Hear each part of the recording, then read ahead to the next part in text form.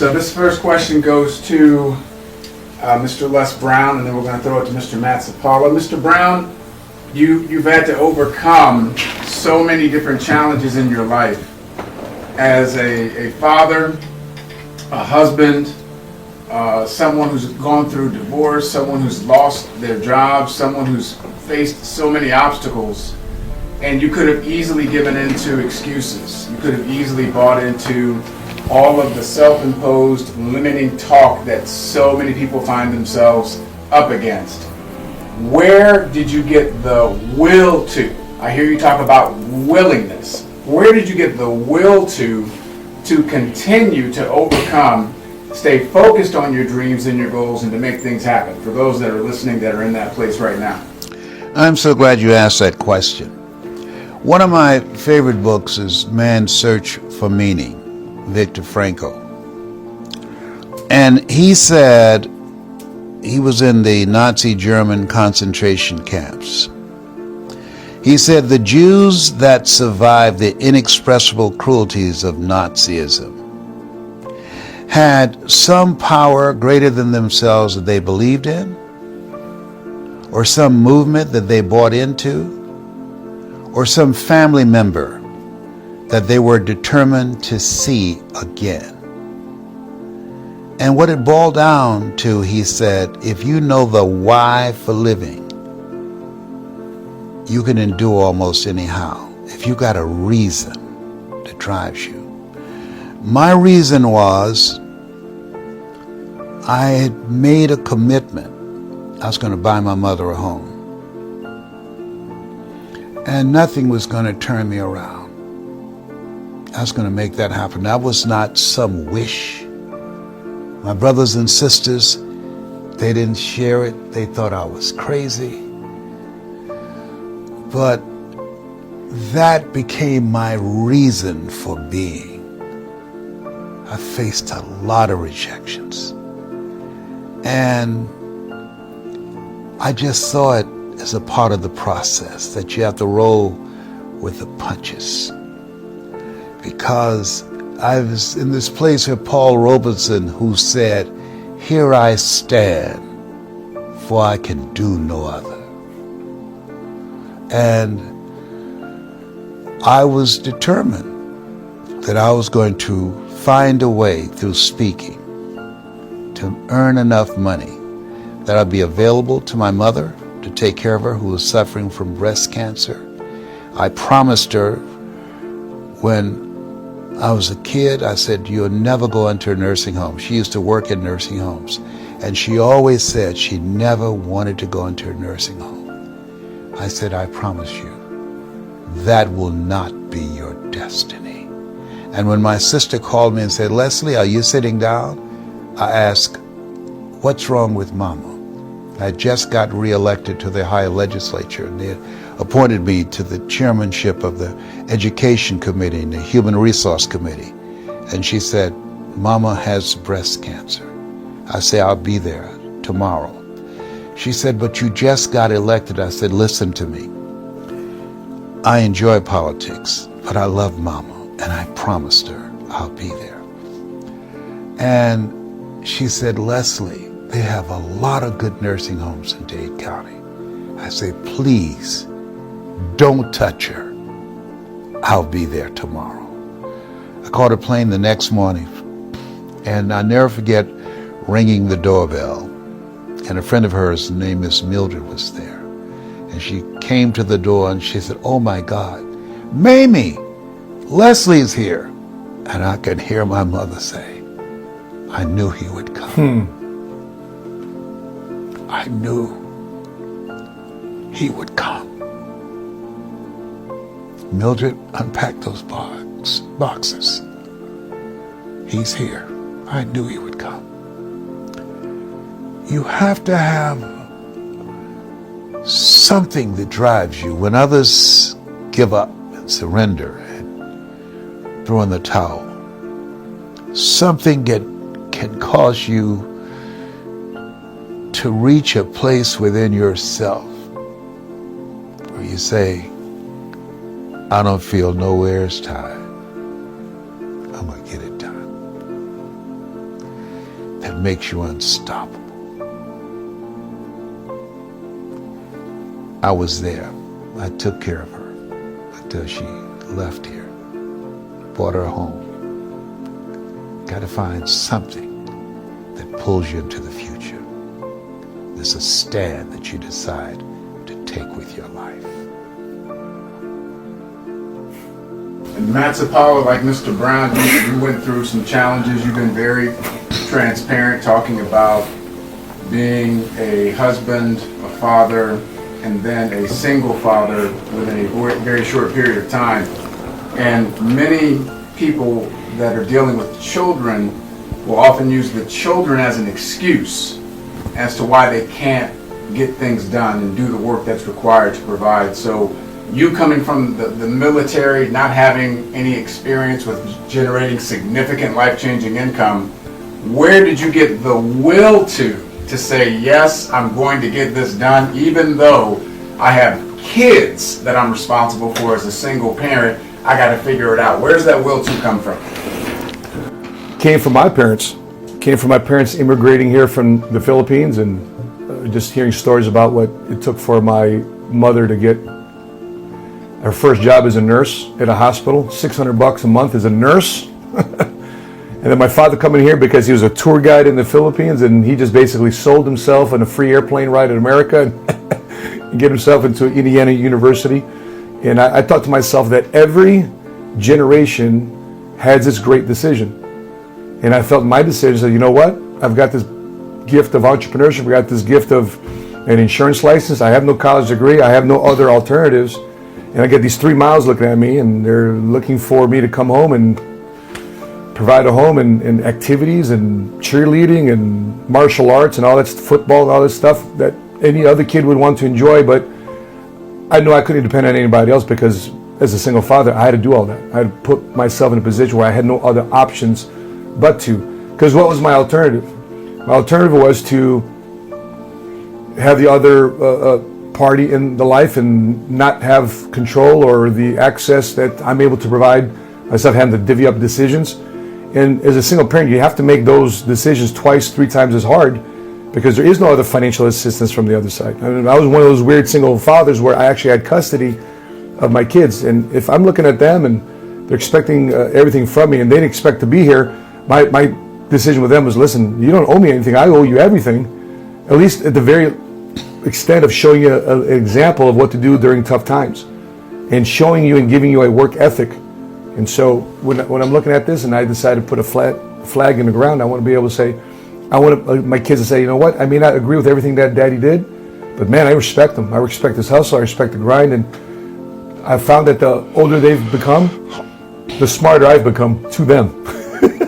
And so we may not have times when they were teenagers or in their late teens and early 20s, but now as it's starting to get older, now they're starting to understanding the perspective of where I came from. So that was the future self I was talking about.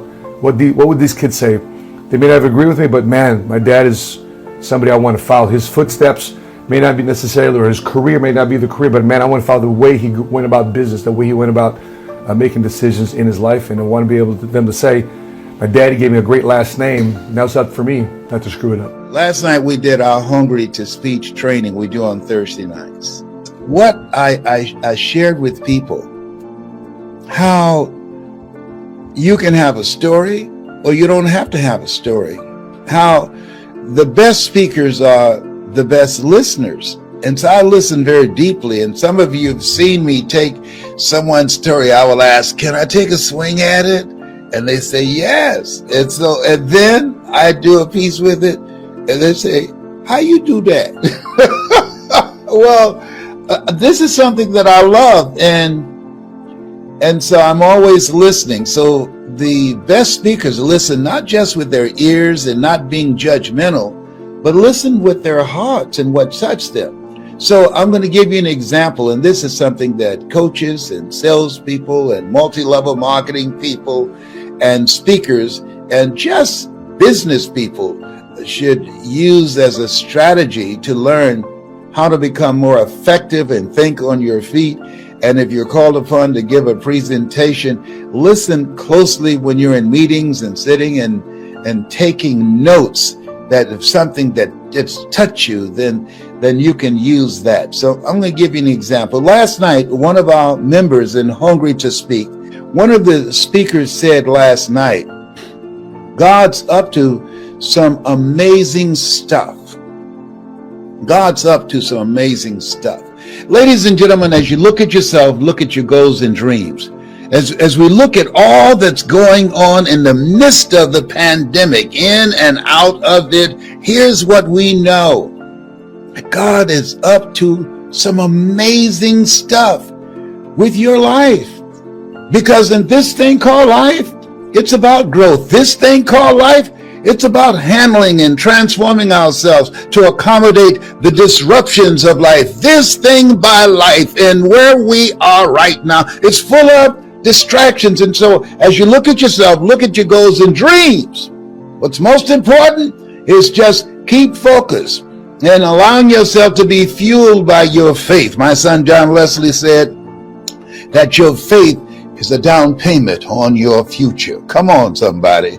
Yes, your faith is a down payment on your future. Focus on your faith, not your problems. Focus on your faith, not your bills. Focus on keeping yourself strong, living yourself and living from the inside out. Because the problems and challenges, they will always be there. Dimples was right when he had that song. If it ain't one thing, it's another. That's absolutely true. If it ain't one thing, it's another. That's a part of life. And so here's something else. Not only do you want to stay focused, keep this in mind. Good quote, good wisdom impacted in this quote. When things go wrong, don't go with them. Hello? When things go wrong, don't go with them. I'm at the airport. I'm waiting to pick somebody up. And you all, if you travel, you've seen a guy out there telling people to circle. And I was circling perhaps my 7th time, my 8th time, and he was getting on my last nerve. You know why he got on my last nerve? Because there was a young lady there that he was rapping to and trying to get a date with properly, and she didn't have to move. So I pulled right up behind her. And he said, hey, keep moving. I said, no, buddy. When she goes, I go. And I got out of my car and told him. I said, hey, I don't have any problem with you rapping to this lady here, but don't let me run all my gas out while you here trying to get your game on. And so he called for backup. I said, you can call anybody you want to call. Okay.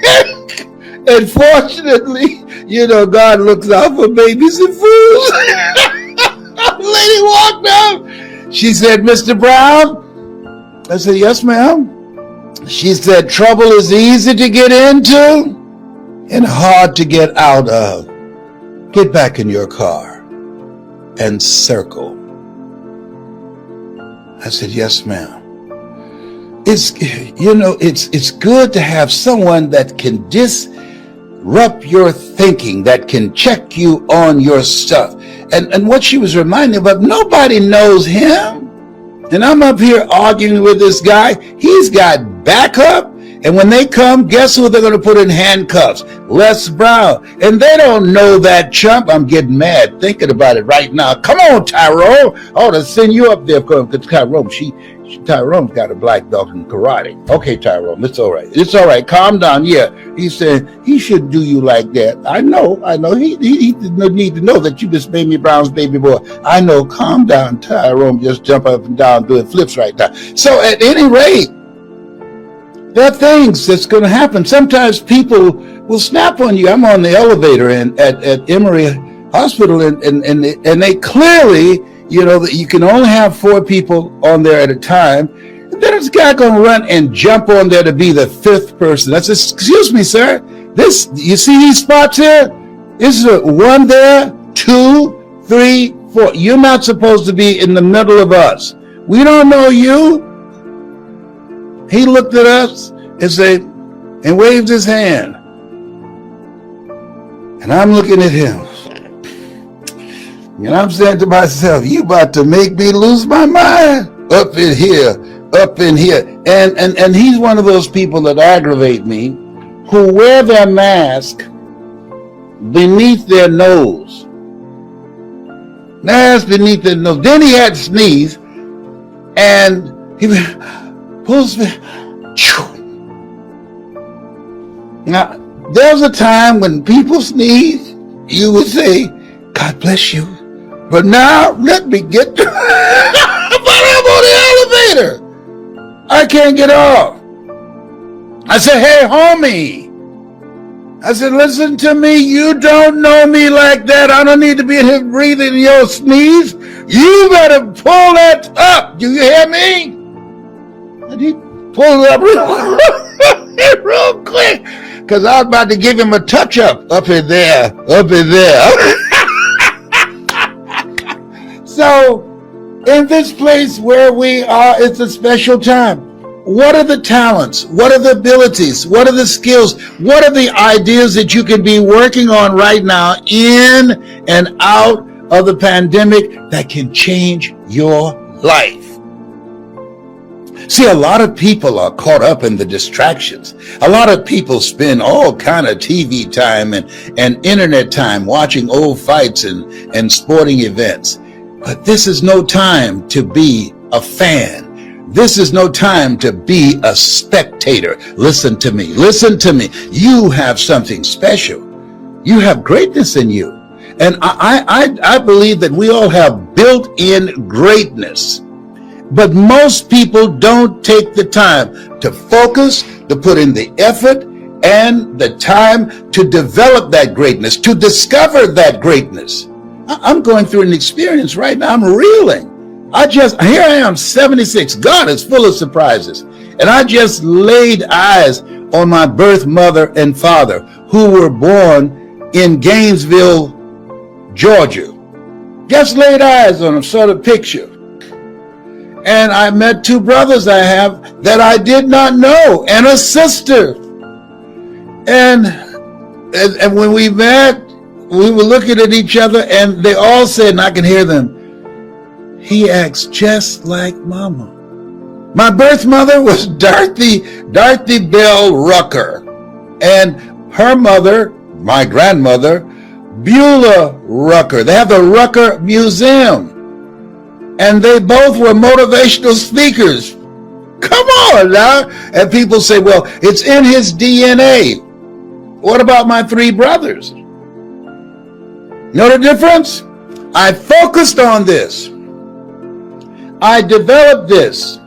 I spent time doing this. See, we all have built-in greatness. And if you don't focus, if you don't put in the effort, if you don't work it, it doesn't work if you don't work it. And they have chosen their path, and that's wonderful. And I say to you, when I was spending a day with Maya Angelou, she said, it aggravates me when people say that I'm a natural communicator. Show me a natural heart surgeon. They are trained. And she's right. This time where we are, God is up to some amazing stuff. This time where we are, there's a reckoning going on. This time where we are, things are being exposed. The sheet, the curtain is being pulled back. This time where we are, we're seeing the rawness and the realness of where we are and what we've been dealing with. And it's going to take everything in you. You got to be hungry. It's going to take everything in you. Take no prisoners. So this place, God is up to some amazing stuff. And if you have this kind of mindset, that you are a miracle child, there are things that God is going to do through you, for you, as you. And have this mindset. Even if you don't have two pennies to rub together, have this mindset. Even if you're going through foreclosure, I've been through that. Even if you've had your car repossessed, they repossessed my car at my cousin's house and his car at my house. You know, I learned a long time ago, to get back on your feet, all you have to do is miss 3 car payments. Oh, behave. Hello. So listen, all that, it doesn't mean anything. What matters most, not what happens to you, but what happens in you. I was talking to Vanny last night, and sometimes you think you're going through some stuff, and you hear other people's story. You say, you know what? I'm good. Vanny talked last night, and she talked about a family moving here from her country. And they used to get up at night with flashlights and look for night crawlers. They night crawlers, worms. Look for worms for several hours and put them in a can and sell them for $10 a can for people to go fishing for bait. Night crawl. 5 years. Over 8 people packed in one room in pursuit of a dream, in pursuit of a better life. And she said something that was major last night. She says, do what you have to do. Do what you have to do to reach your goal, to reach your dream, to change your life. Do what you have to do. And see, a lot of people don't want to do what they have to do. You know what they don't want to do? They don't want to work, so they prefer to suffer. Commit thy works. That's internal work, and external. Commit thy works unto the Lord, and thy thoughts shall be established. In all thy ways acknowledge him, and he shall direct thy path. See, you are more than a conqueror. I'm having a hot flash right now. Oh, behave. I call it a power surge. Come on, Mickey Mouse, help me out. You know Mickey Mouse. I'm sorry to tell you this. Got my little Mickey Mouse man. I'm sorry to tell you this, but I want you to know Tyrone don't like you. Why are you so happy? As Orrin Hudson would say, it's the best day of my life, and yours too. How could you say that? Because you're not taking a dirt nap. If you don't think it's the best day of your life, try missing one. Hello? So, when you focus on the possibilities, when you focus and put your energy on working on finding a solution, on knowing that this too shall pass, when you focus, as Willie Jolly would say, a setback is a setup for a comeback. You have comeback power. When you focus, you activate angels in your behalf that will open doors you did not see. You have something special. You have greatness in you. Yes, you do. And your circumstances, your situation, that does not determine it. That's why we are told, judge not according to appearances. There is mind sight and there is eyesight. People who judge with eyesight, who judge based upon what they see, but people who have mind sight, they call forth those things that be not. They live out of their imagination and not their history. They call forth those things that be not as though they were. Oh, that's why my son John Leslie said, your faith is a down payment on your future. And that's why Adam Clayton Powell, former congressman out of New York, said, keep the faith, baby. Keep the faith, even as things are going on right now, with all the divisiveness, with all the confusion, with all the lies. Keep the faith, baby, and social distancing. Keep the faith, baby. You were born for greatness. You have built-in greatness. Keep the faith, baby. One person said, in life, you'll always be faced with a series of God-ordained opportunities, brilliantly disguised as problems and challenges. Oh, keep the faith. You were born to do great things. I couldn't help but think about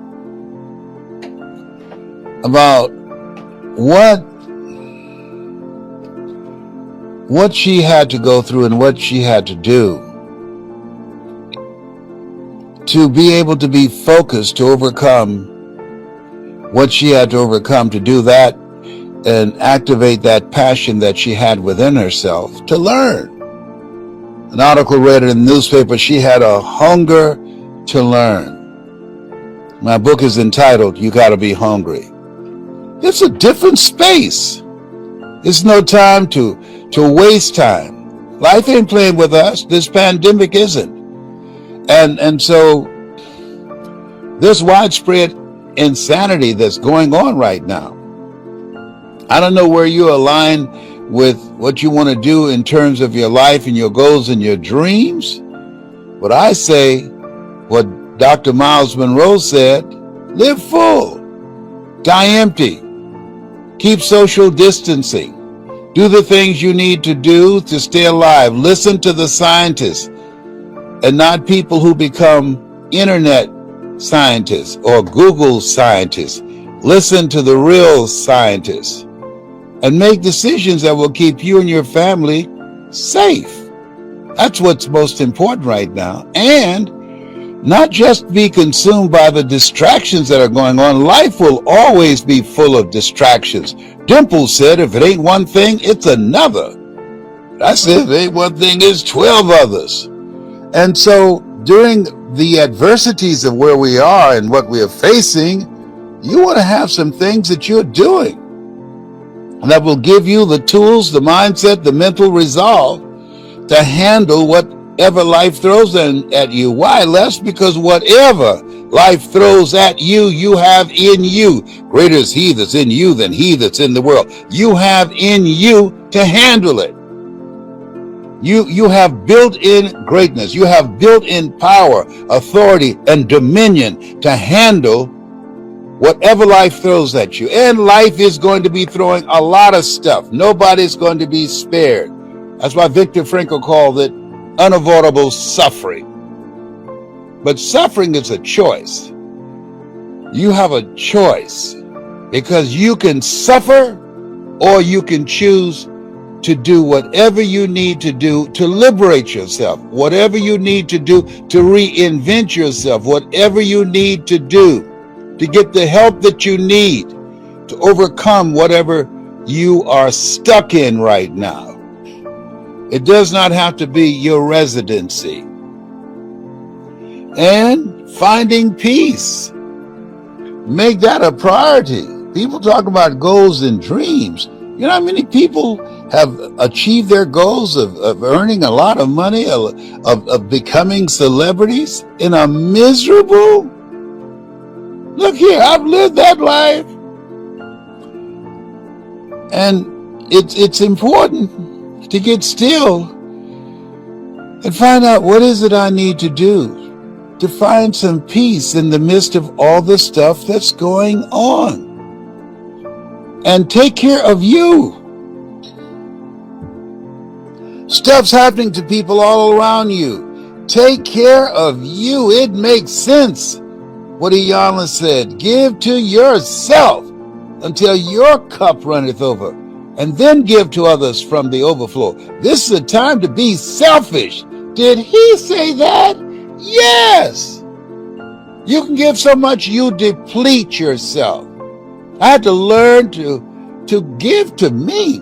I had to look at my life and all the things that I was looking at, all the things that I allowed to create stress in my life, they did not belong to me. They didn't belong to me. I took them off. And I made a conscious, deliberate, determined effort. I don't want this anymore. No. I'm getting this off me. Because life has no duplicate. We're supposed to be happy. We're supposed to live a happy, healthy, prosperous life. And you can't be happy. And you can't live a prosperous life and a successful life if you allow yourself to be burdened with other people's things. Give to yourself until your cup runneth over, and then give to others from the overflow. And I had to learn to do that. I had to look, because sometimes you can be so busy taking care of other people's business and you realize, wait a minute, this is not my stuff. Why did I take this on? And let me serve notice to you. The people that have been using you, they're going to get angry because they want you to be distracted and do what they want you to do and do the work that they're supposed to be doing. See, here's what I know. When people get sick and tired of being sick and tired, they'll do something about their situation.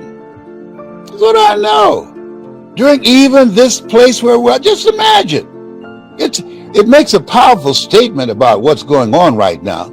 Kanye West had a stadium, 20,000 people per set, paid for a listening party. During the pandemic, people showed up, crowded, some with masks, some without masks, to listen.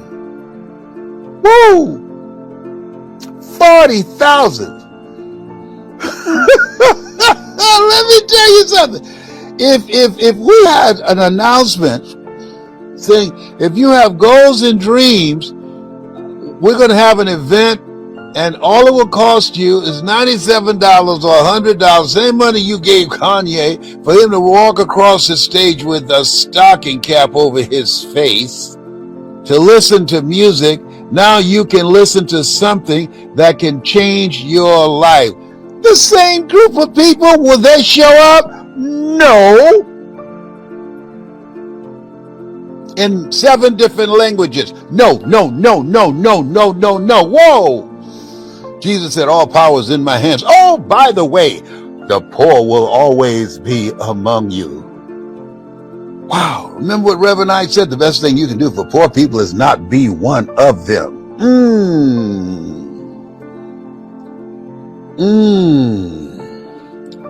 And sometimes we get so caught up emotionally.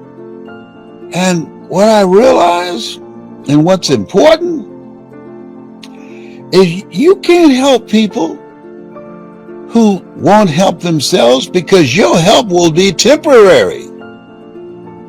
Everything that you do must be sustained.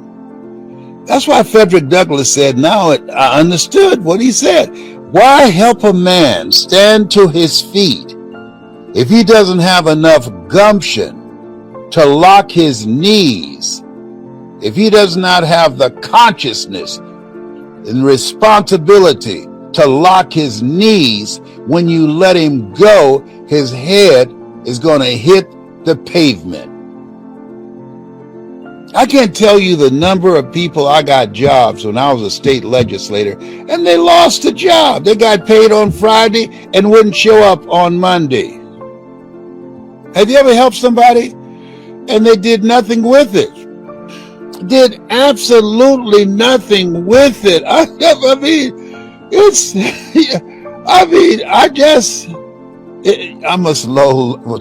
I'm overcoming being a slow learner. Have one of my granddaughters. I poured into her and all that I did. She said, thank you. Did she say thank you? I don't remember. But let's say, I'll give it benefit of the doubt. Thank you, Grandpa. Place I took out of, she went right back. The school that I paid for, the degree that I helped her to get, not even using it, doing something else. All that time, all that energy, all that work that I put in. Look, I'm 77. They should be given to me. See, your children should do more than what you've done. I did more than what Mamie Brown did or Dorothy Bell, my birth mother. Your children are to earn more money than you because they stand on your shoulders, and what you have done with your life and what they do with their lives, they should go further. That has not happened in this generation.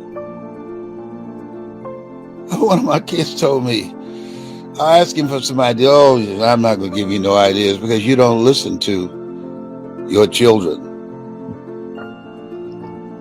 Duh, I don't listen to broke people. Look here. No, I Are you kidding me? You need to be listening to me. Oh, you need to be listening to me. And one of my kids said, oh, you act like your kids. Oh, you said, no. I'm just exploring how we can do some things together. Okay, that's fine. I am so glad that I have my health, that I'm in my right mind, that I'm taking responsibility to stay in good health so I'm not depending upon somebody to wipe my behind. I'm going to be in good shape. So if they start having some flashback, you remember when you beat me for nothing? Excuse me? Well, I told you I didn't do that. And they start looking at me crazy. And I'm laid up somewhere and can't get up and run.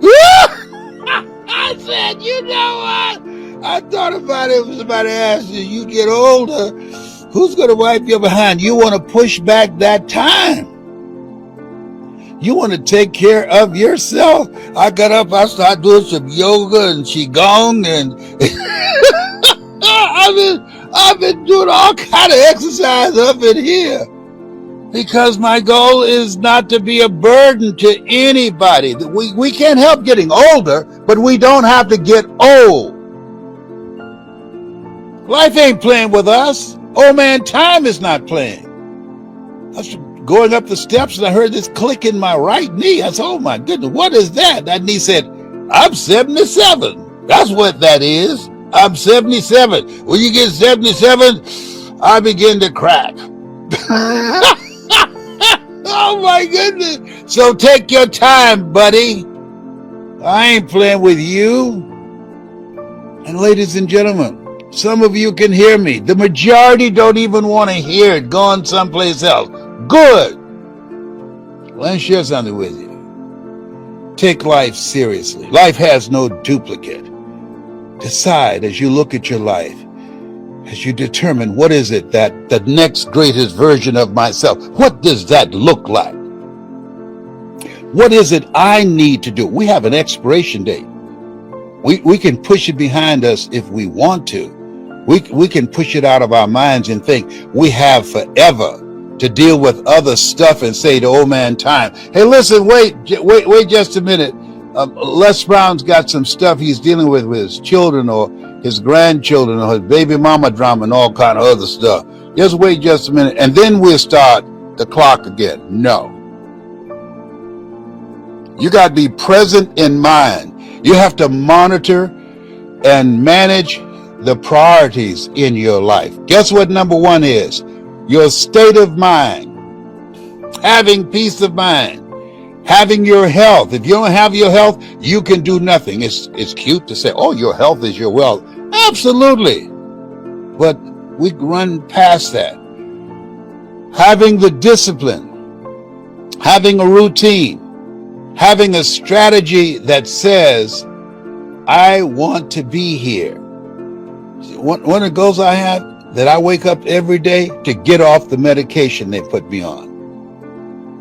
The Cancer Centers of America. At no time, any of these doctors I've seen, whether it's at Cleveland Clinic or Cancer Centers of America, anywhere I've been, saying, look here, here's a strategy. These are the pills that we prescribe for you, but here's a strategy that can help you get off these pills. Has anybody told you how to get off the pills, Les? No. Are you upset about that? No. Why? Because I know the pills pay the bills. This is a partnership. And I'm the lead partner. And I do my research. And I'm going to do what I need to do. In spite of them injecting me with steroids, this is not my destiny. No. I'm getting off this. I'm losing this weight. No, I'm reversing this type 2 diabetes. I'm going to fight. So I'm not popping pills all night. And I ask them questions. Is this addictive? Oh, yes. Oh, don't give me that. Guess what they did? They put it in prescription. So when I went to Walgreens, I asked the question. Here's what I'm here for. And I asked them, that particular pill that you just mentioned, is it addictive? They said, yes. I don't want that. You can keep that. Give me the other ones. Look at those. Are they addictive? Any of those addictive? No? Fantastic. Yeah, I'm Marcus Welby. I'm playing doctor myself. I know what it is to be addicted to pills. Oh, first time, shame on you. Second time, shame on me. I ain't playing with you. Life ain't playing with us. You have something special. You have greatness in you. I know that with everything in me, when I was sitting on the porch in Gainesville, Georgia, at the house that my mother built with a saw and a hammer, and I look at the work that she has done, that I'm here because of God's grace and mercy. I remember when I almost drowned. I just remembered this morning in a pool at Dixie Park in Miami. And how did you get saved? Because the lifeguard didn't see me. I was swallowing a lot of water, and I was kicking and radical movement, and my foot went into an opening on the side of the wall of a pool where there was not a light. And I pushed myself up and screamed, and the lifeguard jumped in and saved me. Of all the places in that pool, at one place where I was, there was an opening where there was a light bulb that had burnt out. From that day to this day, I have never seen a pool that had an opening where a light bulb was supposed to be in there, and it wasn't. God made the arrangement. He knew in advance. One of my children will be in there.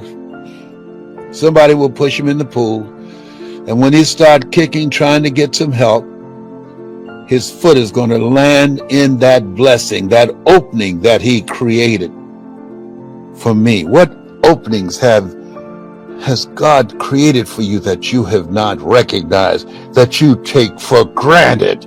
You think you're here because you're so smart, Les Brown? No, I'm here because of God's grace and mercy. And I can't help it. I'm here for him. He's spared me so many times. I've had 2 guns drawn on me, and one guy pulled the trigger and it got stuck, and it didn't go off. I'm here. I was at a red light that changed, and I heard this voice said, "Don't move," and somebody ran the light. I'm here because of God's grace and mercy. My message to you: we're here for God. I'm not a religious person. We're here for God. Life is God's gift to us, and how we live our lives is our gift to God. I'm coming for you right now. And I don't want you to be so distracted about everything that's going on right now. No. You have greatness in you. You have built-in greatness. You are made in the likeness and image of God. No, don't buy into this foolishness. You are born and said, you are made in the likeness and image of God. Sin means in the Aramaic language, falling short of the mark. You are made in the likeness and image of God. You have built-in greatness. You have authority and dominion and the power in you to handle whatever life throws in your direction. You got it like that. And what's important is to know that your life has meaning. What's important is to know that you're on a mission. What's important is to live life with a sense of urgency. What's important? That we have a limited time of being here. What's important? That we must keep it moving. Commit thy works unto the Lord, and thy thoughts shall be established. In all thy ways acknowledge him, and he shall direct thy path. Do what you can do, and God will do what you can't do. Bless, I've done everything I can. Good, ask for some help. Not because you're weak, but because you want to remain strong. And ask for help, and don't stop until you get it. You're no wimp, you're no punk. No. You You're made in the likeness and image of God. You've been given authority and dominion over everything on the face of the earth. You have built-in power at any moment to take your life in a different direction. All of us have defining moments. I remember when I was fired from radio, I thought that was all that I can do. I was good at that. Well, that was all that I worked on. I had more in me. Helen Keller said, when one door closes, another door opens, but most of us spend so much time being depressed, being angry about the closed door, we don't see the open door. If you've lost a job, you haven't lost a job. If a job has been removed from your life, guess why? They had to make room for you to become an entrepreneur, for you to learn how to sit in front of a computer and learn something now that you don't know. You now have to live your life in such a way that you want to learn something today that you didn't know yesterday. If you're not willing to learn, nobody can help you. But if you're willing to learn, you can help yourself. No one can stop you. People are doing it every day, making money left and right. More millionaires are being created during the pandemic. And after the pandemic, the money has not left the planet. Just the people who are hungry. People that are hungry are focused. People who are hungry are looking for ways to win in spite of the adversities. People that are hungry refuse to give up. People that are hungry operate under the philosophy of life knocks you down. Try and land on your back, because if you can look up, you can get up. Got comeback power, as Willie Jolly would say.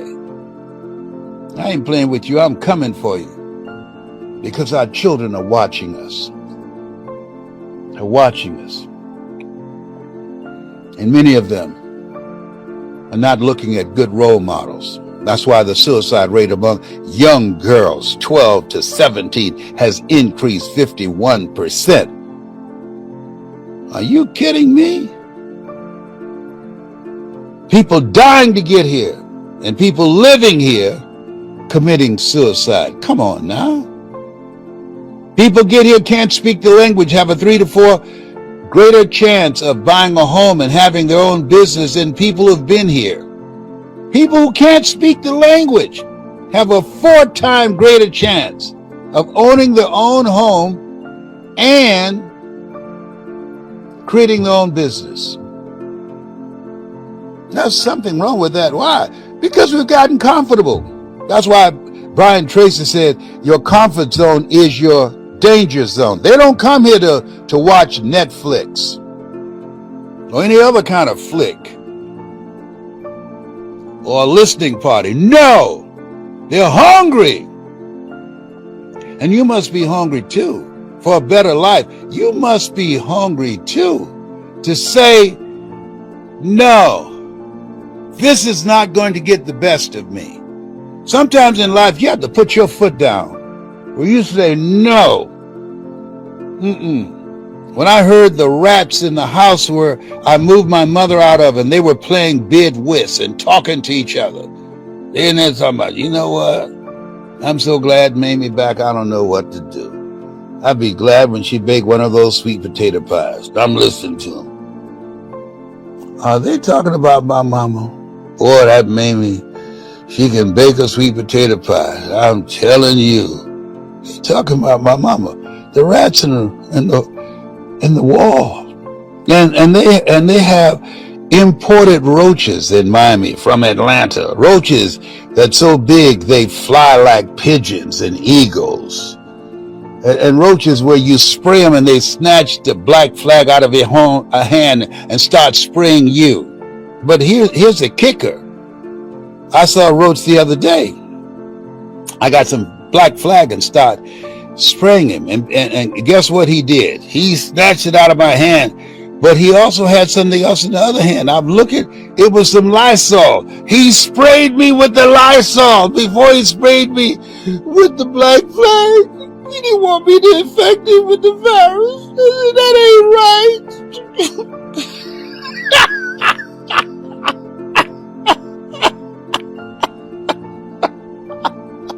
Woo!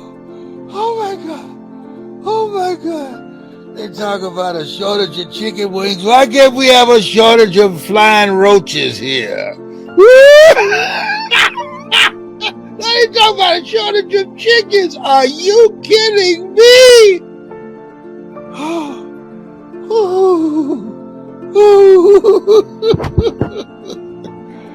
let me, my medication wearing off. Let me leave this with you. You're listening to me because you and I are cut from the same cloth. We're branches of the same tree. You have something special. You have greatness in you. God had a lot of choices. You and I, we were created out of 400 million spirit. We were chosen. God had a lot of choices. For us to be here at this point in time, we were made for this point in time in history. A reckoning is going on. All hands on deck. Evil prevails when good men and women do nothing. All hands on deck. There are three kinds of people: those who make things happen, those who watch things happen, and those who don't know what happened. You are here to make things happen. Life is God's gift to us, and how we live our lives is our gift to God. What gift are you created?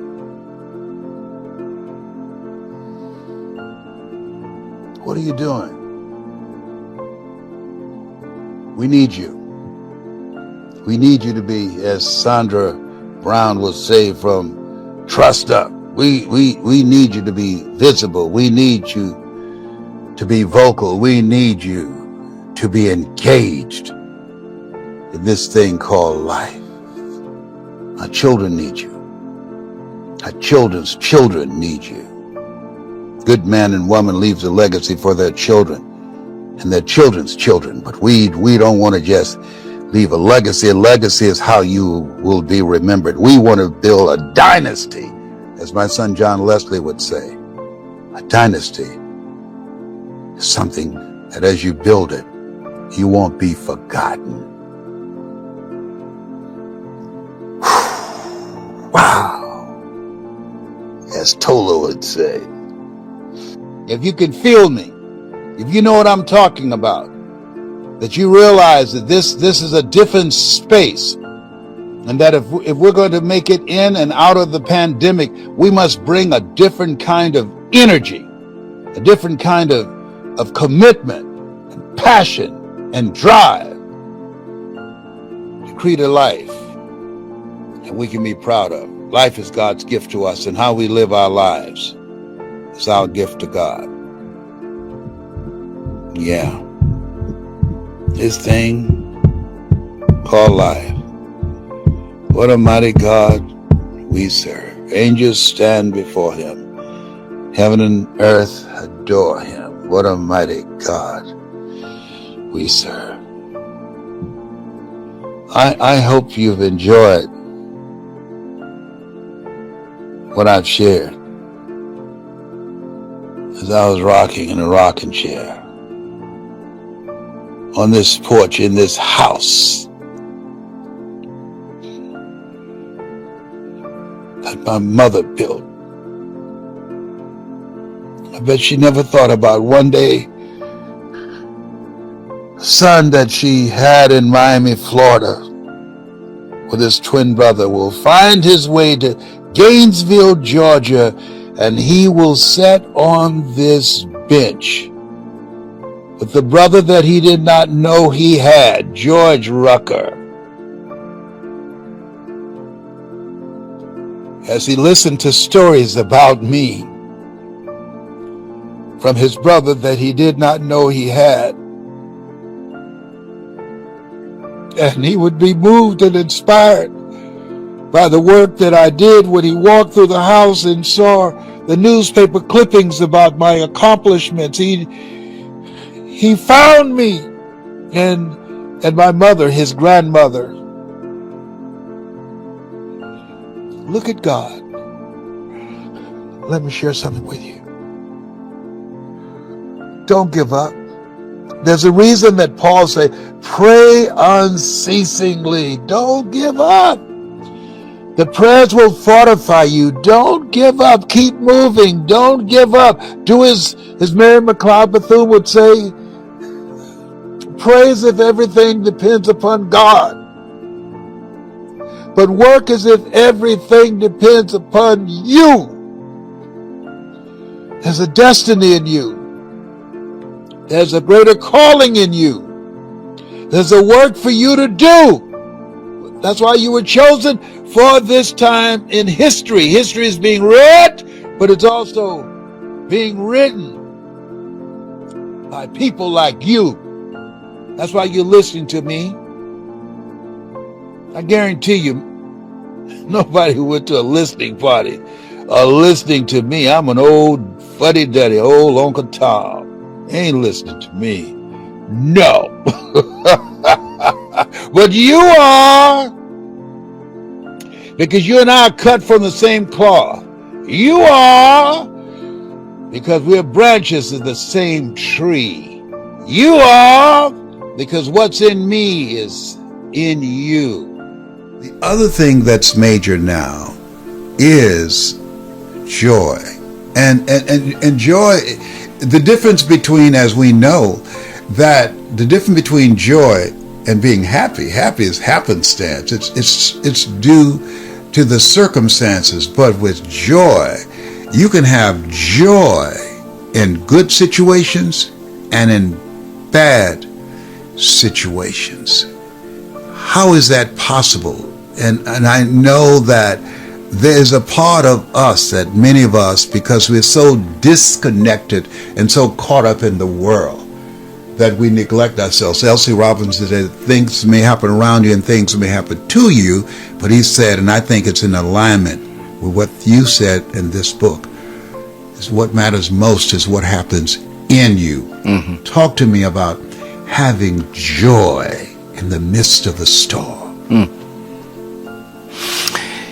There's a cute sign in our building that says, joy is not a destiny, it's a way of life. Come on now. Don't come for me. I didn't call an Uber.